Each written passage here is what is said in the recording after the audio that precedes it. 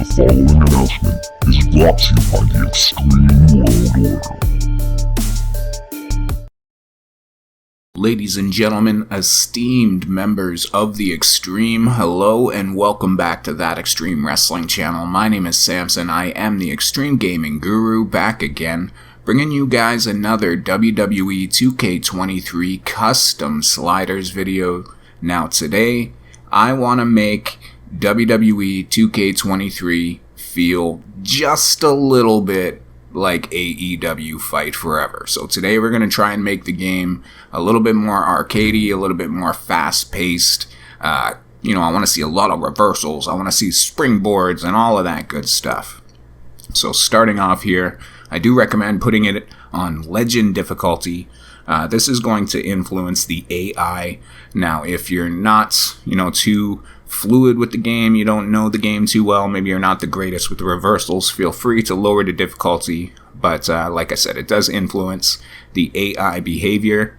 Now, weight detection, I'm going to keep this on simulation, but I actually do recommend putting it on arcade because AEW, it has a pretty basic weight detection system. But I'm going to keep it on simulation. Pin minigame, we're going to change it to rapid because AEW Fight Forever is all about button mashing. Now, allow held input for minigames. I'm going to turn this on because I hate button mashing. But if you want that pure AEW Fight Forever experience, I recommend turning this off. Rope break automatic. Once again, I normally turn this off, but since we're trying to mimic AEW, we're going to leave it on. Auto reversal for ground attacks. Turn this off. You should know how to reverse ground attacks. Don't let the game do it for you. Now, this stuff, pretty much all your choice here. Blood, of course, we're going to turn that on. I mean, why wouldn't you? Now, moving on to presentation. Normally, I'm all about turning off, the Superstar HUD. You don't need it. It gives you way too much information. But AEW Fight Forever is all about throwing everything on the screen possible. So we're going to turn the Superstar HUD on. We're going to leave fatigue on. We're going to take care of that with the sliders. Control help, match rating HUD. I'm going to turn this off because I find it annoying. But in true AEW fashion, like I said, turn it on if you want that pure experience because they throw so much stuff on the screen. Same with reversal prompts. Camera cuts, we definitely want those. Camera shakes, yep, that's going to make it feel arcadey. Camera panning, definitely helping with that arcade feel. Post-match replay, they got that in AEW Fight Forever, so you're damn right we're going to turn it on. Run-in, breakout HUD, once again, your choice. I turn it off. Display referee counts, we're going to turn these on. We want that old school N64 feel. Watermark image, I turn this off, but once again, turn it on if you want that true AEW experience. Controller vibration, personal preference. I turn mine off to save on battery life.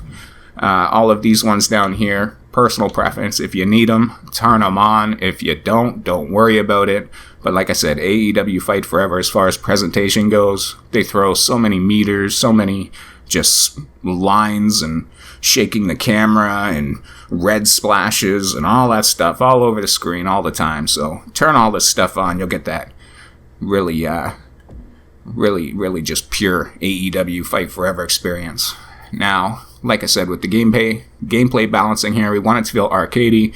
We want the AI to go all for their springboards and their dodges and all that stuff. So we're going to go through here. Standing strike reversal rate, 90. Standing grapple rate, 90. We're pretty much going to have 90 for all of these things. You can turn it to 100. It really doesn't make much of a difference, but I like to keep it at 90. AI foreign object attack reversal rate. I turn this lower just because I actually like, connecting with my weapons. That is, something we do here on that Xtreme Wrestling channel. We have extreme matches, so I turn it lower, personal preference. But once again, grab breaker rate 75, combo breaker rate 75. This is just basically influencing how often the AI does these types of moves. Now, it's also going to take, the actual wrestler stats are going to come into play with all these things too. So this is just an overall guideline here. But I'm not going to take too much time explaining all of these. Now, AI block and dodge rate, I did want to put these higher because it's actually a big tactic in AEW Fight Forever to dodge and block and stuff like that. But I find it so annoying, so I turned it up a little bit here. I'd actually recommend maybe like 60 or 65. We're going to turn it to 60 for this. But referee downtime, crank that up. We're basically going to mimic what we did up top for the AI for us here. Stamina cost. Stamina's not really too much of an issue in AEW Fight Forever, so I kind of took care of that. It's not going to take a lot of stamina to run around and do moves, and you're going to get that stamina back very quickly with the recovery rate at 80 there. Stun recovery rate, we got that set at 80. Stuns happen very often in AEW Fight Forever. They're kind of predictable, and they don't last very long. So I've done my best to try and recreate that with the stun gain, stun duration, and stun recovery rate here. Now, vitality regen cooldown and vitality regen rate.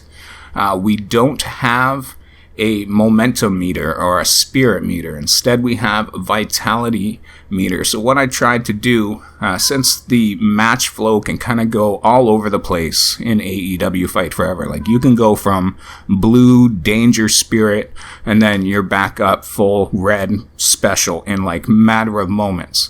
So I tried to make it so your life regenerates fairly quickly. So it kind of mimics that spirit meter that you get in AEW Fight Forever.